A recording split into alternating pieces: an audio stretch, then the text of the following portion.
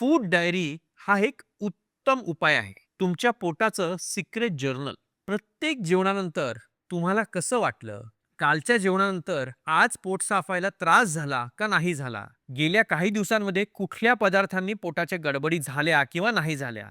ह्या सगळ्या गोष्टी पोट साफ ठेवण्यासाठी महत्त्वाच्या ठरतात. काय खाल्लं? किती वेळ पचायला लागला? काय लक्षणं दिसली? ह्या सगळ्या गोष्टी फूड डायरीमध्ये आपल्याला मदत करतात.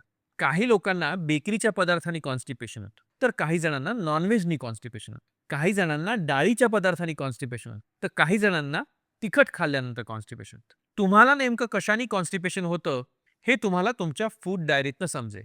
जर तुमच्या पोटाच्या समस्या गंभीर असतील, तर त्याही फूड डायरीतनं सोप्या होऊ शकतील. म्हणून तुमच्या पोटाचं सोपं निराकरण जर करायचं असेल, तर फूड डायरी हा एक अतिशय परिणामकारक उपाय आहे.